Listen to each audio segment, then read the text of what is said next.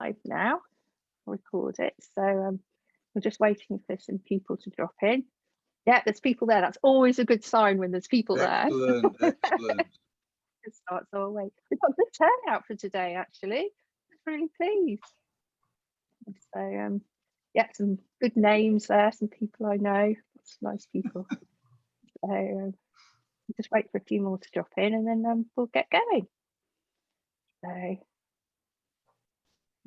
yeah, numbers are going up. All good. Right. So first of all, I'm going to apologise to everybody because I had to have the second part of my little jaw operation yesterday. So if I sound like I'm drunk, I'm not actually drunk. It's just like slurring my words like crazy, and I can't talk properly. So you'll just have to forgive me. So I'm going to let John do all the talking today, so that I don't have to. But hello and welcome. So I'm Becca Harding, and I'm chairman of the Society of Women Writers and Journalists. It's great to have you all joining us for today's workshop on how to self-publish without paying a fortune. So today's workshop will take you, the author, through the journey of self-publishing your book. Self-publishing is becoming far more accepted now as a professional form of publishing, and economically it can be much better for the writer. So for example, 50 Shades of Grey is one of the most famous self-published books at the moment, as was The Martian, which was made into a Hollywood film. So I'm very pleased to welcome our expert, John Owen Smith. So John is a chemical engineer turned accidental playwright and now writer of local history books, and now he's a publisher. So he specialises in publishing through Amazon, and he's going to talk us through the process. We'll have a question and answer section at the end. So if you have questions, there's the Q&A button at the bottom right-hand side of the screen. So please post your questions there. So John, how are you? I'm very well, thank you. Yes. Good. Oh God, show them your jumper. Show them your jumper. Oh, my jumper, there we go. Look at that, show them the that one squeaks. Anyway, you can stop calling me John. You can stop calling me John because everybody calls me Joe. Right from year 2 at grammar school, when the maths teacher said initials J-O, you must be Joe. And so from then on, I've been Joe. Right, well, I shall call you Joe then. So, how did you get from being a chemical engineer to being a publisher? Well, it's the story of the man walked into a pub, really. I walked into a pub and I was introduced to a lady there. This is Jo, who writes pantomimes. And she happened to be the arts manager of East Hampshire District Council. At the time, they could afford to have such people. And she said, oh, I'm looking for somebody to write a community play on a historical subject. Are you interested? So I said, yeah, I could be. She said, there's no money in it. I said, well, all right, I'll still try. And a few weeks later, she rang up and gave me the subject, which was the swing riots of 1830 as it affected Selborne. So from that walking into a pub, I had to suddenly become somebody who wrote plays other than pantomimes. I suddenly had to become a local historian because I had to look up, obviously, the story of this thing. And I had to put it all together and get it on the boards in about 12 months flat. And while I was doing that, I discovered a story that I don't think had been written down before. I'd never seen it written down before. And I was kind of shooting a few sacred cows and white elephants locally as well. And I thought to myself, well, a play's pretty ephemeral. It's there and then it's gone. And so ought I not to be writing this up? So I decided I would write a book on it. But of course, I wanted the book to be there when the play went so that I could sell a few. And so that meant self-publishing, because you can't get a publisher that quickly, even if they want you. And so fortunately, the district council were able to help me in the beginning to do some printing. And I got together and got a book together and did have a book ready by the time that the play went on.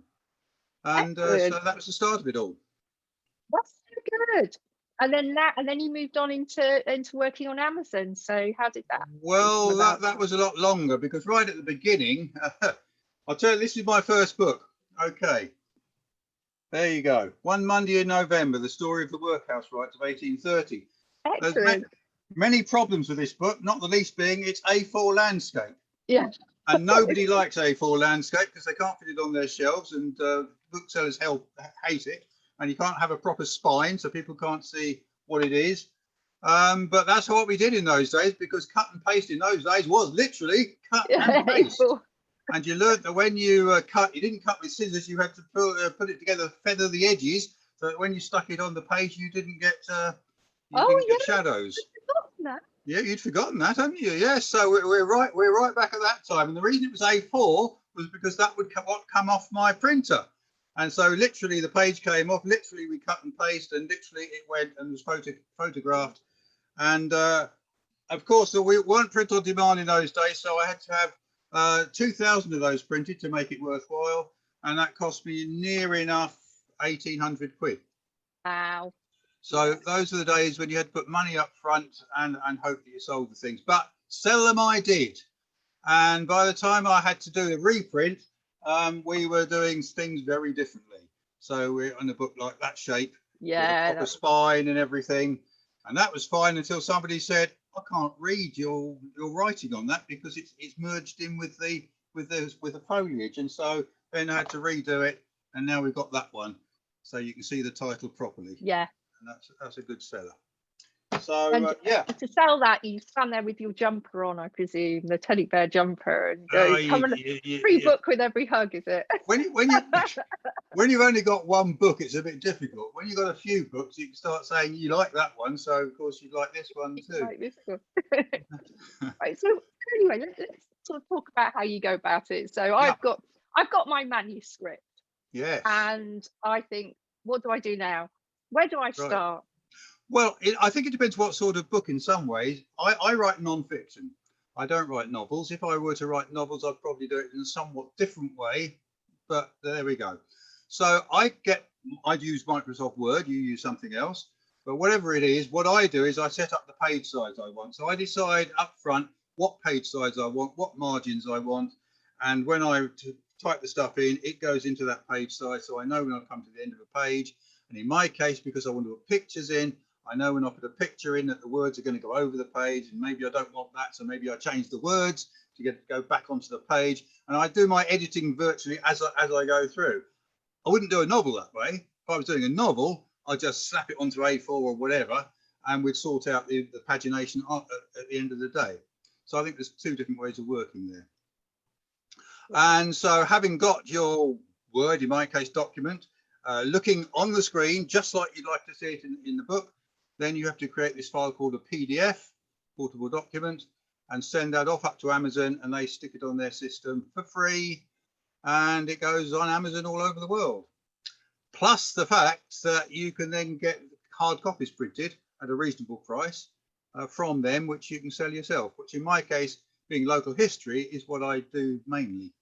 Right. Okay. So you say the software doesn't matter. So like I use Pages, so that doesn't matter. It's basically the page size that's the important thing in terms of saving yourself some time when you come to publishing. Is that the issue?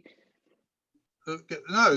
Well, I mean, obviously, if you're going to send, you send this thing called a PDF, which most of you I think probably know what it is. And it doesn't matter what software you use to generate it, but it is the final thing. You can't change that. That's what goes up, and that's what creates the book, and that's what gets printed. So you have to have everything right the way you want it. You have to have the margins correct. You have to have the typeface the way you want it. You have to have the page numbers the way you want them, and that sort of thing. So if you do it from the start, so if you do set those up right at the start, when you start to write, you get a good feel for how it's going to be laid out. People send me typescripts and they haven't done that, and actually I much prefer it when they haven't done that, because they don't do it properly, to be fair. Yeah. And so I just take their A4 pages and I bang it into the system, and I change the pages and do it for them. But one way or another, it has to be done at some point in time. Right, so you have to look at that. So things like the font and that sort of thing, you don't need to worry about that, because you'll come back to typesetting later. It does actually, yes, you're right. I mean, you can interpret it in Times Roman, and if you want your book to look something different, then we can change that later. So it doesn't have to be addition at the beginning, but it does have to be addition sometime. Yeah. Okay. So that all comes back down to the look of the book, doesn't it? And trying to make it look right. So do you want to talk to us about how to make it look right, or design, the size? The first thing I learned when I started was don't do that. And the second thing I learned was, I talked about my pantomimes. This actually was my very first pantomime. Now that is yes, that is A5. Now that's fine if you're doing parish magazines or pantomime scripts, but it's not professional. This is not a professional size. You don't see books in bookshops through the trade at A5. you do see them more like that sort of size. You know, this is, I think, called the golden rectangle, which some of you will know about. Yeah. Which looks good, whereas A5 isn't and doesn't. So you get various different sizes of book, which says he's desperately looking. So as an example, those two books are both golden rectangle, but they're different sizes. But you sort of go smaller to bigger, but basically the same size ratio. And Amazon will help you because they give you a list. That's the list, but you can get it off their site. So you can choose any of those, and they will be very happy to distribute it throughout their system if it's one of those page sizes. So you have to decide on a page size that suits. Right. Okay. So that's quite helpful. So they give you quite a lot of information about the type of things you can do. And you can have any page size you like, but if it's a weird one, they'll print it for you, but they won't distribute it as widely as if it was one of their standard sizes. So is it worth having a look at what the competition are doing in the marketplace, or sort of the competition, I say, but the other books that are I would always say go into a bookshop when you can and have a look at all the books there and see what they look like. See which ones you like and copy them. That's what I did when I first started. I went into bookshops. I said, what are Penguin doing? What are the people? What are the mainstream doing? Because I want to look like mainstream. I don't want to look like self-published. So I go in there and see what they do.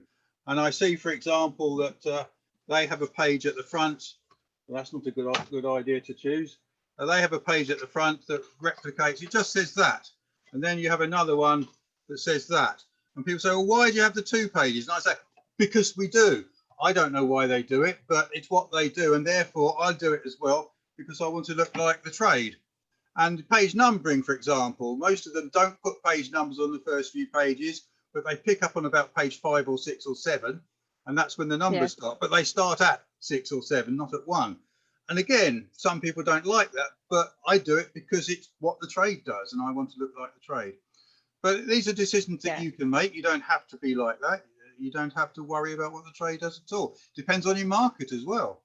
Whether what your competition is and what they're going to look like and be like. Yeah, so for example, I do business books. So if I was going to do one, I'd go and have a look at something that was in the same kind of area and try and copy that, wouldn't I? And perhaps be published by a mainstream. Yes, I mean things like font and spacing between lines and things like that. It depends on the type of book. And what you like, and well, more to the point, what your reader likes, of course, what your customer likes, but that's and what they're expecting. What they're expecting. Yes, yes. But once you get a book, when you do your second book, you really want it to look pretty much like the first book. Otherwise, it doesn't look like it's a continuation of the same author. You want to get the first one right, then. Get the first one right. That helps. Spend the time on that. So when you say sort of layout and typesetting, what else do you think about when you're looking at that? What are the other things to consider? And paper as well. That's sort of. Well, you see, again, if you're going the Amazon route, you've only got a choice of one. If you're going to do through some fancy printer, you've got various choices of papers which will cost you not much more or less or whatever. But if you're going to go the Amazon route, which is the one that I'm talking about today, because it's cheap, in fact it's free, then you've got a choice of one type of paper. That's the fact of the matter, and the covers too. I mean, the covers are, well, you probably can't tell the quality there, but that it looks like a proper book. But that is the only choice you get of that type of cover. Right. Okay. So as far as the covers concerned, we had a workshop on that quite recently with Ginny Binico and Tamara Hickey. Yeah, she's here today. So one of your fans. Oh. Right, I'll remind her of that. She owes me a drink. It's me one as well, I'm sure. She probably had to take us all out. Anyway, we had a great workshop on that and how to design it and looking at the sort of features in the design that you need to think about. From your publishing point of view, what do you need to think about when you're looking at the cover? Oh, the cover, right. Well, yeah, I've got so many different types of cover. I mean, one I quite like, I brought this one because I quite like this one we did. Literary Surrey. That was really interesting. I used to live in Surrey. This is one I did for somebody else. So I mean, they say you get about 5 seconds to sell a book, don't they? And the first thing people look at is the front cover. Then Yeah. they'll flip it over and look at the back cover. So that has to be quite interesting. And then they'll sort of flick an inside. What they like to find in the inside is something that tells them, roughly speaking, what they're going to see. In this particular case, it doesn't. But I mean, that's the 3 things you have to think about. Grab the attention on the front cover, have something reasonably interesting on the back cover, and then within the first 3 or 4 pages, have something useful for them to read as well. And they might even flick through and say, has it got any pictures in it as well? But of course, with the novel, that's not necessarily the case. Yeah. Although, So- why not? Why not, actually? This has been done. Yeah, absolutely. So in terms of things like the spine and the direction of writing and things like that, do you have to think about those? Well, here's interesting. Here's interesting. 2 Penguin books. That one was written in published 1955. That one in 1960. Okay, look at this spines. They're other way around. Because up until 1955, they thought if you put your books face up on in a bookstall, you'd be upside down reading the spine. But by 1960, they discovered that if you do that like that, then you can read the spine. So nowadays we have the spine that way up for the front cover. Yeah. The French still do it the other way, incidentally, and They're we did French. until 1955. So yes, If you've got anyone from France here, I'll be throwing things at me. I don't know what the Americans do, but yeah. So when they're face up in a pile, you can actually read the spines, and so that's the way you do the spine. It's worth having a spine. If your book is less than about 100 pages, Amazon won't let you put writing on your spine, and that's because their printing process isn't accurate enough to make sure that it's going to be actually on the spine. And Amazon they don't really care what's in your book. They're not going to veto it because what's in it or anything like that. What they do care about is they don't want any returns when they sell books. So they like to make sure that your cover is going to look good, despite the fact that their printing process can be a little bit not too accurate at times. Right. So in terms of letting them have the material, you're sending 2 PDFs and 2 one PDFs. for the cover. One's the inside and one is the cover. The inside I do with Microsoft Word. You might do it with something else. The cover I use Microsoft Publisher. I used to use Ventura for many, many years, but then when I went to Windows 10, it didn't follow me, sadly, which means I've got a lot of covers now that I have to go back to an old computer if I want to change. But Microsoft Publisher, I find a doddle to do covers. Yeah. And of course, when you lay out a cover, obviously, it's going to be sort of back to you lay out a thing like that. And you must leave room for your barcode at the bottom. That's assuming you're going to have a barcode. And also Amazon will put it on. Amazon will put it on and they'll put it there. So if you don't want it there, tough. That's where they're going to put it, and you have to design your back cover around that. But they'll tell you all that if you use them, or I'll tell you that if you want to go through me. So in terms of that spine, sorry, this is quite a techie question. The spine, you've got to work out when you do that PDF how thick your book's going to be. So well, again, Amazon will tell you that. Well, number of pages times thickness of paper. Pretty simple maths, actually. Yeah, standard paper. So they know, don't they? Once you so you say how many pages, they'll tell you how thick it is, and you can get a template which is on a spreadsheet, and you can get that and work to it, basically. Right. So is the website for the Amazon publisher? Is it easy to find on the Amazon website, or do you need to put it in? KDP. The K stands for Kindle. They used to have 2. They used to have something called CreateSpace, which did paperbacks, and KDP, which did Kindles. And then they discovered that really they were both doing the same thing, so they merged them together. So now we have all used KDP, but it still does paperbacks as well as stuff for Kindles. So you would search for KDP online. KDP, yes. P, yeah, I meant to say P. It's just the mouth. I know, that's all right. So I mean, any of these things, if people can't remember, then through you they can get to me, and I'll have a chat. Yeah. Okay. No, that's fine. So so we've looked at the cover, and we looked at the fact that you've got PDF, the spine, direction, writing, and things. And then you talked about the barcode on the back. So ISBN, are they necessary? And if they are, where do you get them from? Right. Well, I was lucky because back in the 1990s, I got myself 100 barcodes for free, ISBNs for free. Yeah. So I'm working my way through. I've got to about 65 now, and I've got a few more to go. might see me out. From the ISBN barcode is generated, you don't have to do that. Amazon will do that for you. You can either use your own ISBN if you have them, or if you haven't, then Amazon will give you one. So you don't have to get them. It's just that it identifies you specifically if it's your barcode, and people can look at it and see it's a range of barcodes that's yours. But you are the publisher either way, and so it doesn't make a fat lot of difference, I don't think. Do you need one? Well, frankly, if you're just going to print something for friends, no, you don't. If you're just going to print something that goes through the local chip shop as an outlet, no, you don't. If you want to go on Amazon, yes, you do, absolutely, because they won't take it otherwise. And if you're going through bookshops, generally they like it, or had to have a barcode because it's easy on their scanning systems. Yeah. So you're not forced to. The law doesn't say you have to have one, but by and large, if you're going to do respectable publishing, yes, you do. Yeah, I suppose then you can register it with the ALCS as well, and you get your royalties and so on. Yeah. Yeah, you register through what's the names, whose names I've absolutely now forgotten, haven't written down.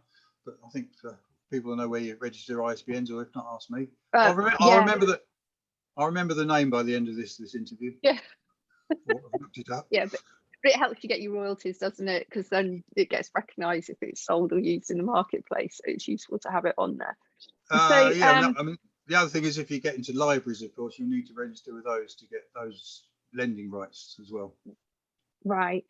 So so how does the printing side work then? So you've given them the PDFs and then they go away and print. So you get copies. So well, as I say, what happens with it? It goes up there. It goes on Amazon, and you log in as an author. You don't log into Amazon as a customer. Otherwise, you're just paying full whack. That's no good. You don't want that.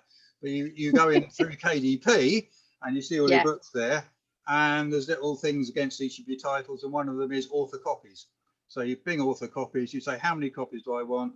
So you can mix and match. You can say, I want 2 of this week, I want 5 of that, 10 of that, because that's what I need on my shelf.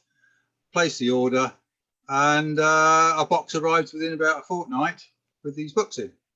And it's a reasonable price. I mean, pricing is another issue, isn't it? What price should you put on your book? And the old adage always used to be, say, you take your printing cost and multiply by 3, because the printer gets a third, the bookshop gets a third, and you get a third. And, you know, roughly speaking, that's pretty much how you can think of it. But to some extent, you've just got to judge, A, how much money you need to make. Are you living off this, or is it just a hobby? Plus the fact, what's everybody else doing? Because there's no point being dead out of kilter with everybody else. I try and keep my life simple. I have about 4 ranges of prices. I either do £4.95, £7.95, £9.95, £12.95, or £19.95. It keeps life simple for me, particularly. And if I'm out selling to you personally, I won't sell at that price, because I can give you a discount, can't I? Because I'm not having to pay the bookshop anything. So it's nice to have a book. This is one of my bigger ones. That's a 1995 one. That's Peveril paper by Flora Thompson. So I can sell that to you, or not 1995. I can sell that to you for $16.50, let's say, and I'll still make money, but you'll think you've got a bargain. So and the other thing is, are you going to put a price on the back of your book or not? I mean, it's interesting, isn't it? I really haven't worked this one out. I do, because most of my sales are through local outlets, and they like to have a price there. If you're just largely selling through Amazon, it's an interesting point to make, because if you're selling outside of this country particularly, what's the price of £7.95 going to mean to them? Do they really want to see it on their book?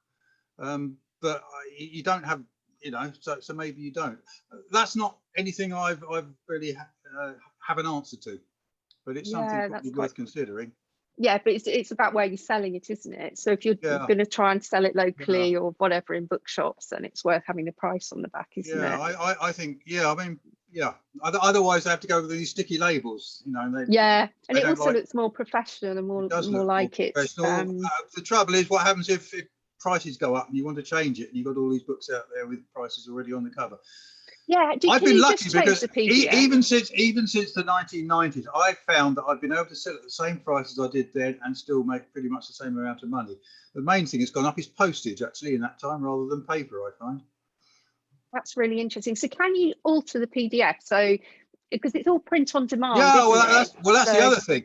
I mean, it's almost like a paper website because you can, particularly with local history, you're always learning new things. You're always discovering you got something wrong. It's not quite like a novel from that point of view, although I'm assuming novels you can still find you've got something wrong. But you can, yes, you can put up a new PDF, costs you nothing, they don't care. Next time it gets printed, it's the new version. You can do that right. and do reasonable changes and still keep the same ISBN. If you make massive changes, a particular number of pages, then no, Yeah. you need to get a new ISBN. It's a new book, and you delete the old one from the files and create a new one. But by and large, if it's just minor changes, making correcting errors, things like that, no, bang up a new one, and everybody gets the new version next time it's printed. Oh, that's really interesting. That's good. So just going back to the author copies, is it a massive discount then to get the author price copies? So I find it's the same price getting them. When I first went up to Amazon doing this, I found that they were being printed in South Carolina. And to my amazement, they were coming to me the same price as when they were being printed in Eastbourne by my old supplier. So I don't know how they did it. That's the international world for you. Well, I guess so. But yes, they're a reasonable price. Yeah, you can make reasonable money doing it that way. No, that's good. So what is the cost of printing? Right, the What cost do they of printing charge? at the moment with Amazon, it's if it's monochrome, I'm talking monochrome inside. The cover obviously is color. If you want color inside, this is different. But monochrome inside, it's 70p for the cover and a penny a page. So work it out yourself. So a 200-page book would cost you £2.70 to print. So and then you multiply up from that. Multiply that and get your cover price. Yeah. No, that's really good. That's really helpful. Yep. Really helpful. In colour, incidentally, if you wanted colour inside, it would cost you £9.70 to print. I don't think, so then you're into your 1995 area. I don't think we're quite there for colour books yet with this sort of malarkey. I think it will come, but it's not there at the moment. If you want colour, it's a bit pricey.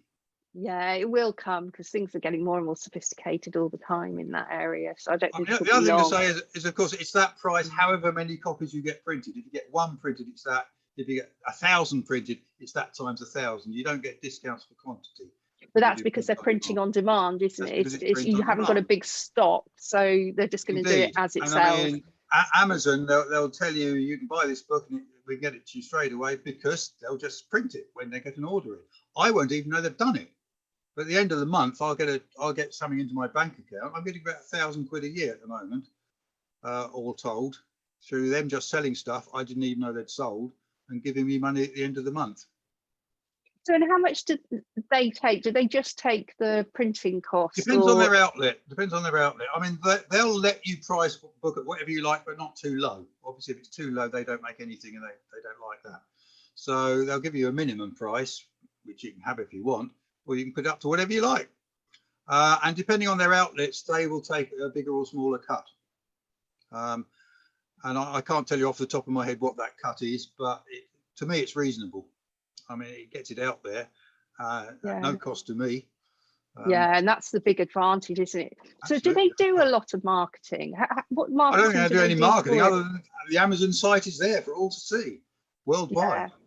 That's almost marketing enough in some respects, I guess. Yeah, so really, if you want to market it, you need to have a marketing plan as well to kind of promote your book and start to get some sales. I do local history. My so you don't do it. is completely different to everybody else's. Anybody more than 20 miles away from where I live isn't interested in my stuff anyway, so you know. Yeah, it's probably time I did a marketing session for the society. I'll log into well, I'll find someone else to do one, but I think maybe that needs to be another session we do. I mean, but marketing's a big issue, isn't it, for a lot of people? Yeah, it is, and that and social media. How poets ever sell anything, I don't know. No, someone could tell me. Yeah, no, that's true.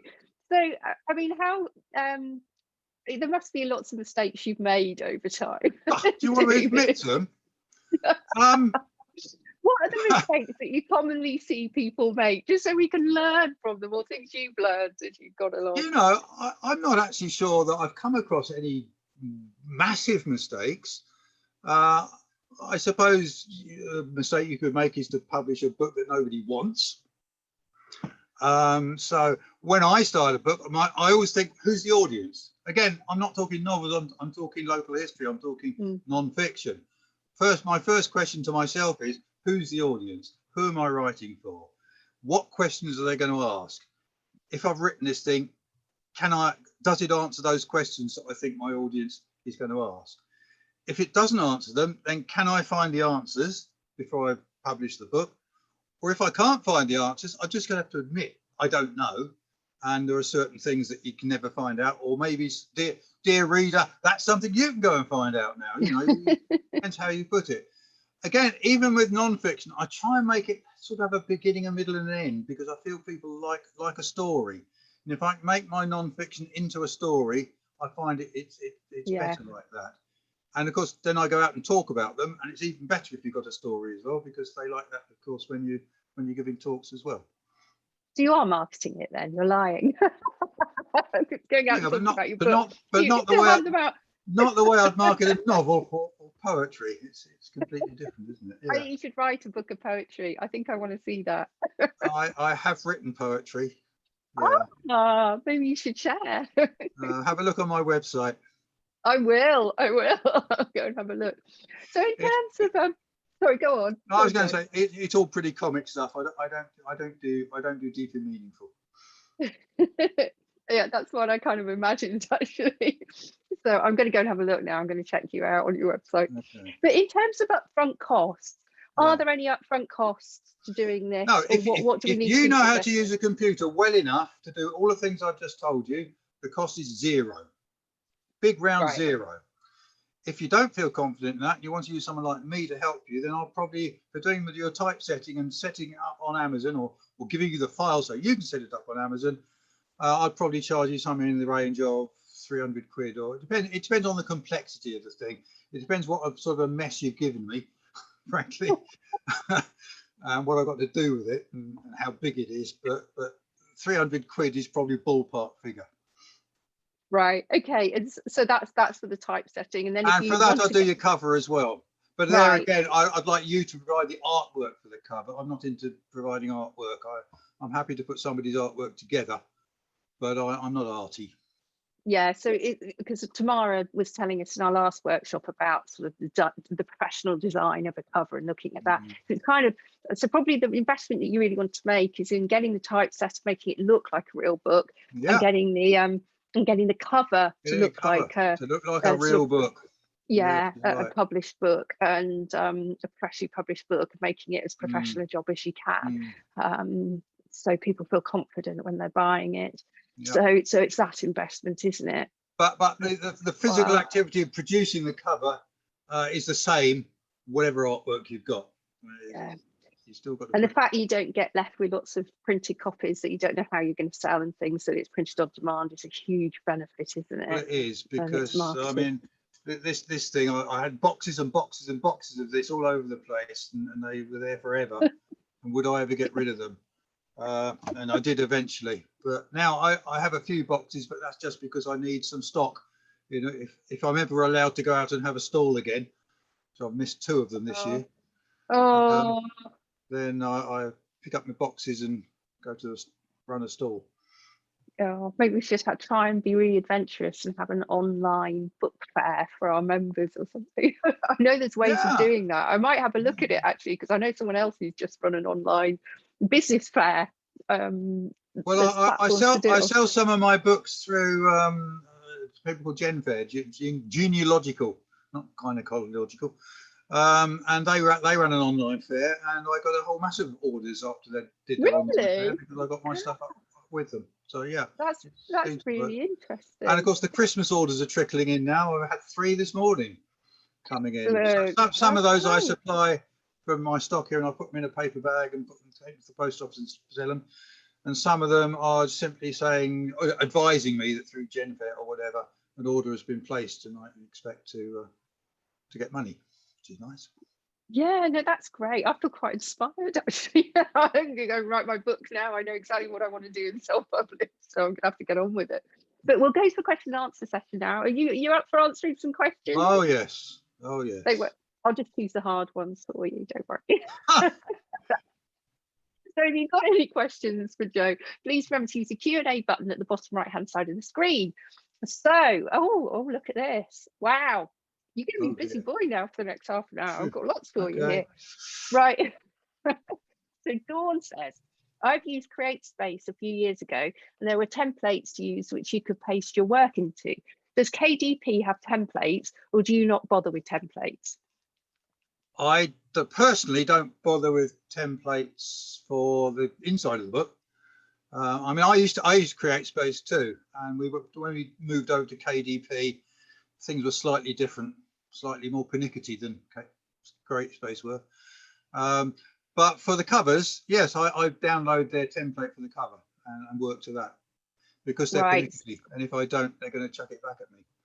So that's quite. So if you're going to a designer, it's worth downloading the template, giving it to the designer, and then working within that. Well, the designer, yes, or the designer can get the template, I guess. But yes, I've worked a template for covers. Yeah. Certainly. Okay, that's really helpful.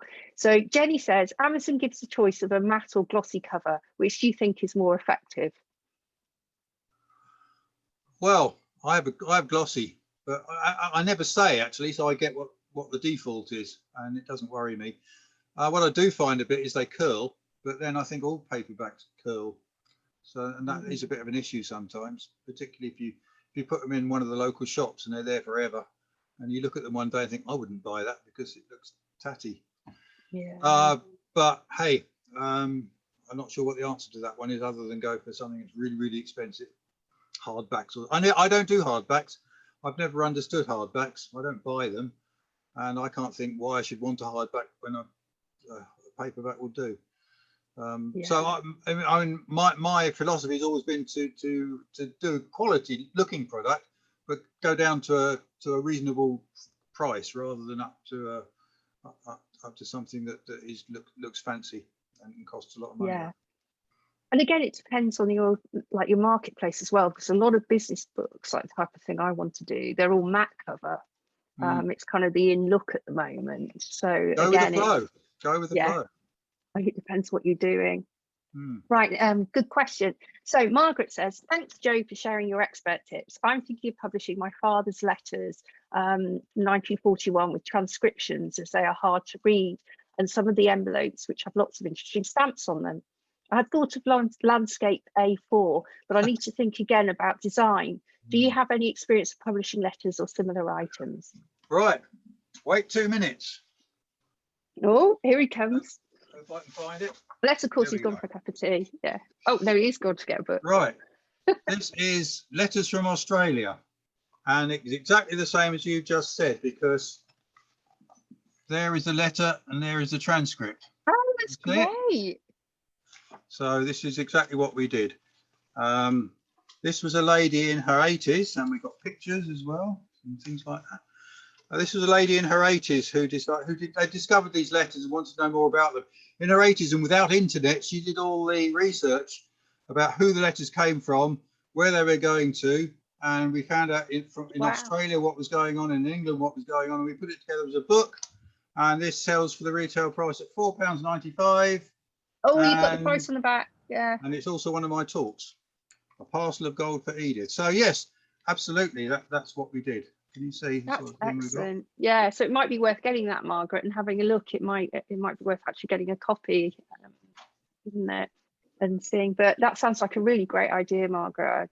It sounds like a lovely book idea. Right, Pam says, why the 95p? Shouldn't be rounding up now that the penny is going out of fashion. I love that question. Well, I do go 5p, not 9p. I don't know. It shouldn't matter, should it? But let's face it, let's be honest, it does, doesn't it? Yeah. I say £9.95. It does seem a lot cheaper than £10. Sorry. Again, I'm just going with the flow. I mean, I don't make these decisions in a way. You do, or the public do, or whoever prices books right now makes those decisions, and I just follow it slavishly. It is psychological. It's completely psychological. And she's got another one. Is it expensive if you want lots of pics? What about colour? No, well, there's two separate things. Monochrome pics don't matter. The printer doesn't care whether it's a picture there or whether it's a print there. It's a page. It's a black and white page, and they cost the same amount of money with what's on it.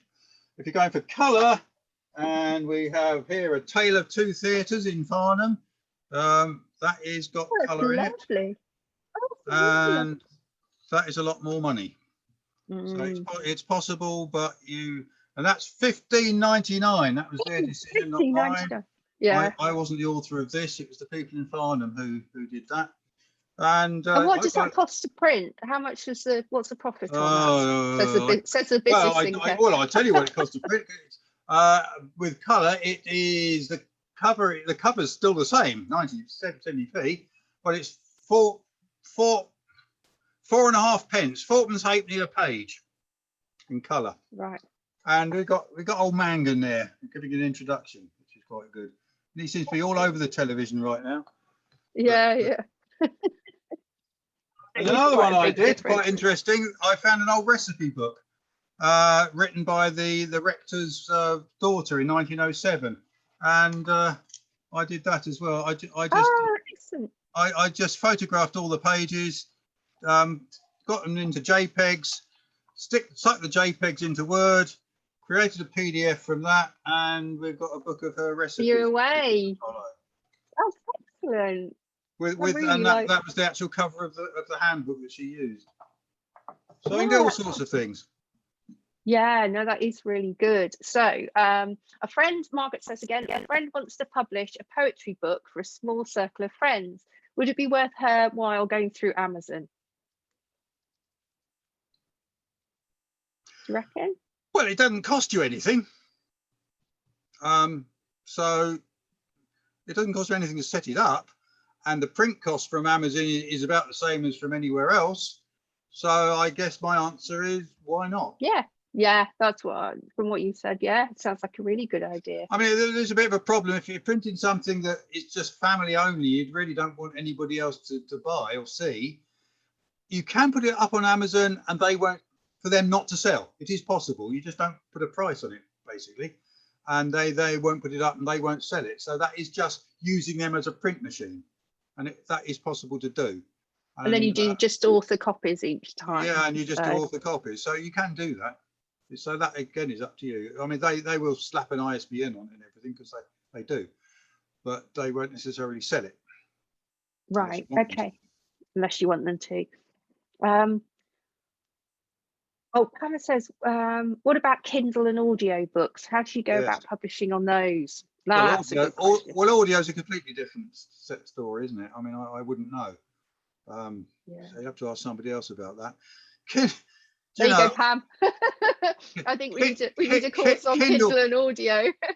Kindle should be so easy, shouldn't it? You've got a file there, a digitized file, and you're going to produce a digitized ebook, and it should just be simple, shouldn't it? And I guess if you do enough of them, it will become simple. I've done one. Some years ago now. I honestly can't remember how I managed to do it. But what doesn't really work, well, maybe it does for novels. Again, you see, I do non-fiction, and frankly, there's no point me doing Kindle versions of non-fiction, because I can give people PDFs and they can read those on their devices, and they're as good as a Kindle book. So for my walks books, for example, with little maps, I just publish the PDF.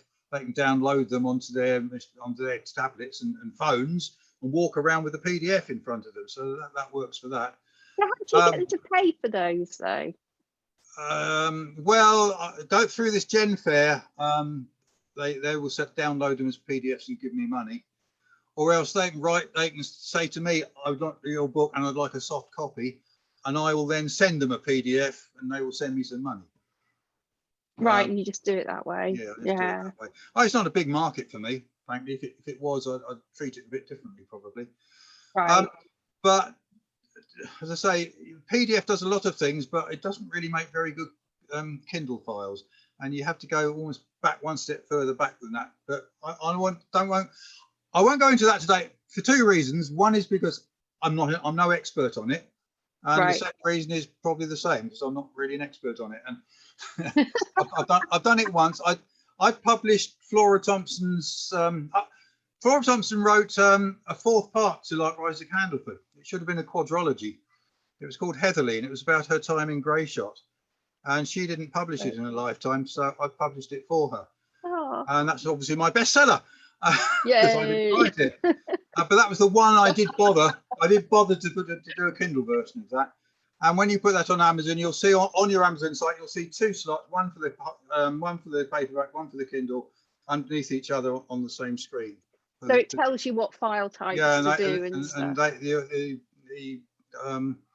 The buyer chooses which version they want, obviously, whether it's right. But the website tells you how to make the Kindle version, does it? Well, I'd like to say yes, but I don't. It doesn't. I don't think they do a very good job of telling you. But hey, yeah. Yeah. I mean, okay, if anybody desperately wants to do Kindles and can't get around to doing it, and they want to ask me, maybe we could learn together. There must be ways of doing it. Sounds rude. Yeah, maybe we give you homework from this. Listen, when I tried it, what I did was I generated from my Word document. I generated not a PDF, but a web, an HTML web thing, as if I was doing it on the web. And from that, I then generated the Kindle thing, and it seemed to work better that way around than through the PDF. Right. If that's too technical, I'm sorry, but it is technical. Yeah, it's one of those things where you search on Google, isn't it? How to make a Kindle file, and somewhere will help. You just try again until it works. Yeah. And hope you remember how to do it next time. Yeah, always keep notes when you do stuff successfully on the computer, because you never remember the next time you come back. There's probably people out there who know how to do Kindle files much better than I do. So if there is, they'll probably have put something at the bottom if they do. They tell me. Right. So Carol says, have you been able to place your self-published book in libraries and bookshops? Yes. Wow. How do you do it? Well, when I had a local library, I used to take it round to the local library and say, I think you might be interested in this. And they said, oh, right, we'll send one up to head office in Winchester. And then Winchester came back and said, yeah, we'll have 10 copies of that. I mean, we're talking local history here, not so novels. It's easier. Okay. Yeah. And so that's a bit different, I guess. If you're talking novels, I think what you do is you get enough friends to walk into libraries and ask for it. And then they'll ask you to sell you some copies. Same as Amazon, you get everyone to go and do a review and buy a copy and then take that for a drink. Yeah, I think Ginny does that quite a lot, actually. I'll tell you one thing I find with, we talk about getting the money from the library system where you've had people borrow it. It doesn't work for local history, because what they do every year, they take a sample of counties and see what sales have been for those counties, and then they divvy it up as if that's the whole country, and you get the amount of money. That's fine if you sold in those counties, but I'm local history. If they don't include Hampshire in that sample, I get nothing. Seems a little unfair. That's a bit rubbish. Yeah, that is rubbish. They're not going to change it anytime soon. No, that isn't really fair, is it? Right, Ginny has sent in a question. She sent in several questions. Oh, no. These are the really hard ones, Joe. You're not going to be able to do these, right? Okay. Hi, Joe. Does Amazon insist on a publishing mark or logo or whatever inside your manuscript? No. So does it? Why does it say Amazon Publishing on it, or does it? Okay. Inside the book, it says what you put inside the book. It says be printed. Your own publishing. It'll say be printed. Where have I got one here? Oh, here we go. Right. Printed. I don't know if you can read that. Printed in Poland. Blah blah blah blah blah. But the publisher is me. It's got my ISBN on it. Not that that matters too much. So you could actually put published by Harding Publishing or something, couldn't you? At the beginning of every book, I put a page like that. I don't know if you can read it. It says what it is, when it was published, and the fact that it's published by me, I think it says, if I can read that somewhere or other. But it says printed by CreateSpace. Ah, that was an old one then. So that's basically what I put on that page of every book. Again, because the trade does. And some Yeah. people, when they do their own books, I don't see the point in that page. It's a waste of a page. I'm saying, well, maybe it is, but that's what the trade do. And so that's what I do in order to make it look like it's a proper book. Yeah, no, that's really interesting. Right, she also asks, are the cover materials better than they were when CreateSpace first began? As I remember worrying about the covers not lasting well. Well, the covers last well. I've never had a problem actually, other than the bending. They tend to. Well, here you go, like that. Yeah, they all do that. And particularly if in sunshine. But I mean, I think, yeah, as I say, I think they all do that. But that's the only problem I've found. Oh, and she says, P.S. ISBNs are available from Nielsen's. Nielsen's were the people I was thinking about. Yes, because that's the people that need to know that you published a book. And then you need to send a copy to the national libraries. They ask you for copies free of charge. Send copies of your book to the national libraries. Right. Okay, that's really useful to know, actually. Right, Joe, thanks for all your tips. This is anonymous. Huh. Obviously, it's probably something terribly important like the Queen or something. So, Joe, thanks for all your tips. However, I do think you have made a mistake. If you use our Amazon ISBN, then you are not the publisher, it is Amazon. You can get lots of info about ISBNs from Nielsen's, but I've learnt a lot from you today. That's interesting. Yeah. Well, I'm not sure that having an Amazon ISBN actually technically makes them the publisher or not. Depends what you mean, what the publisher is. I mean, what that actually means. Because you're in charge of it, you can do whatever you like with it. You put what you like in it, and they're not going to worry about it. So from that point of view, most publishers worry about what they publish, and Amazon doesn't, other than the fact they don't want returns. They're really just a printer, aren't they? They're just printing and distributing. I treat them as a printer and a distributor. Yeah. But then again, I think you could talk forever about what is a publisher. What does that actually mean? Yeah, no, it's interesting because you could actually just make up your own publishing company, or like you do, you just put that you've published it inside. Yeah, I just use my own name. Yeah. Right. So Dawn says, do you select royalties at 60% or the 40% royalty option for Amazon expanded distribution? Right. You better explain that because. Pass. I mean, Dawn, listen. I'm not trying to live off this. So to some extent, I'm less concerned about things like this than some people. I noticed when I set the things up, there were these various options, and I picked one. I didn't really go into it in great detail. I think if it was if my life depended on it, if it's the only way of getting bread on the table, I might take a bit more notice. But if you set one up, read the bump, make your own decisions, and find out what go from there. Make your own choice. If you could give us a bit more info about that, I'd appreciate that, and I think everyone else would as well. If you could type something in the Q&A box about what you mean by that, that'd be really helpful. Right, Ginny, there's just one more about pricing on the book. If it's sold abroad, perhaps it's best not to put price on as Amazon sell worldwide. That was your point that you said. Well, that's my point. I don't know. I mean, mine do have prices on because I need to sell them locally, and it's the same PDF that goes worldwide. So they go with $7.95 on to the Americans. Yeah. Tough. Yeah, I have to say I'd probably go with putting a price on just because that makes it look like as though it's a publishing house rather than self-published. Yeah. Even if it is to a foreign country, you could always do a dollar version. Some of them have different prices on, don't they? I'm not sure how you do that.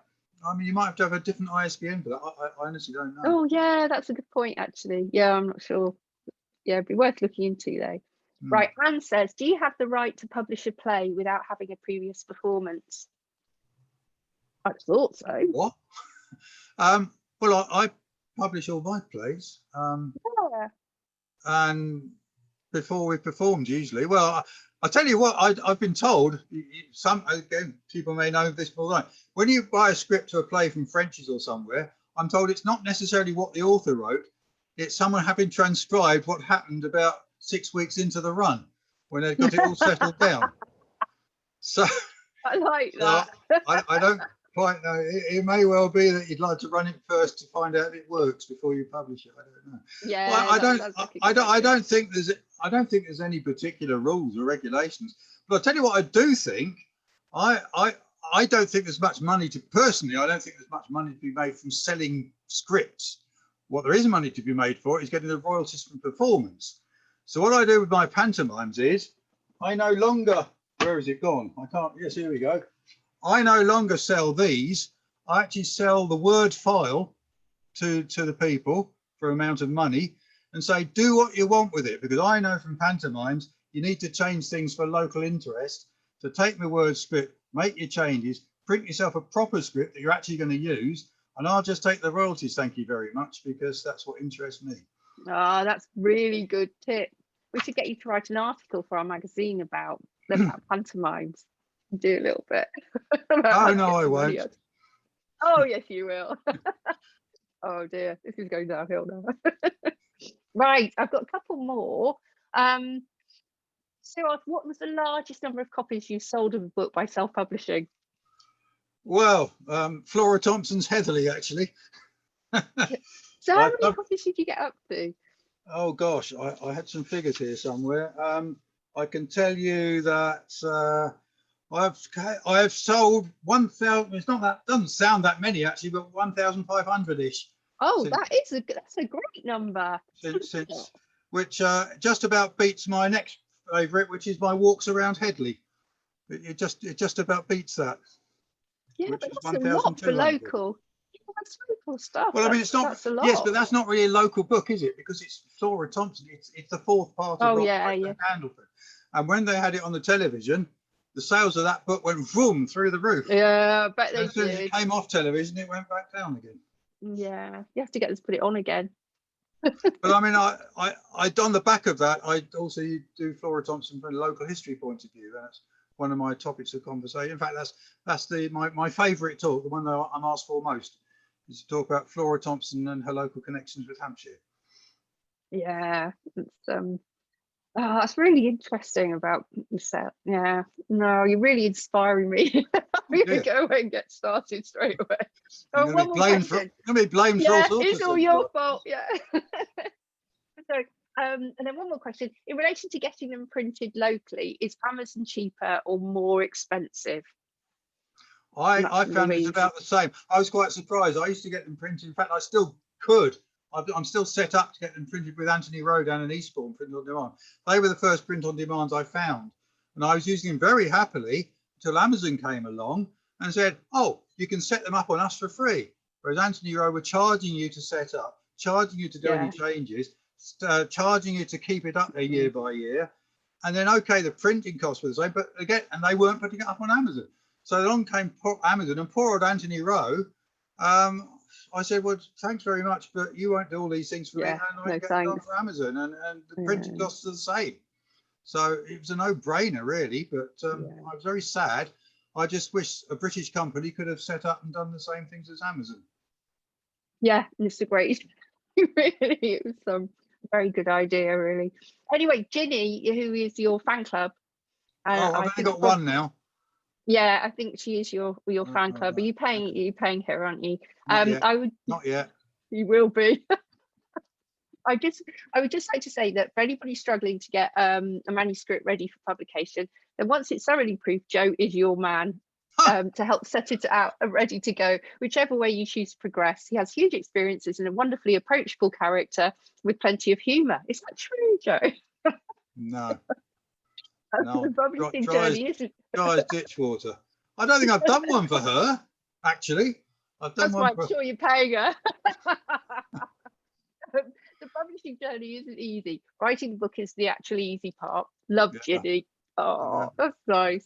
Yeah. So you've got one fan there. Anyway, is there any other final tips you want to give to everybody before we close? Don't walk into a pub. It can change your life.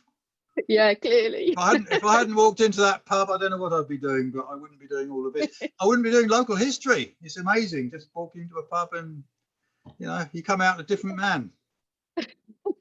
wearing teddy bear jumpers. Yeah, absolutely. And wear teddy bear jumpers. I Yeah, think I no, did that that's anyway. great. Anyway, thank you so much. So that's been brilliant. And if you enjoyed today, then you may be interested in our other online events, especially 2 further interviews that are happening. We have an interview with our patron, Sir Tim Rice, on the 30th of November. And also on the 3rd of December, we've got Costa Award winner Freya North, who's also our patron. So thank you ever so much to everyone for joining us. I hope you found that really useful. And thank you so much, Joe. It's been brilliant. So thanks, Okay. everyone. Thanks very much, everyone. Bye. Bye.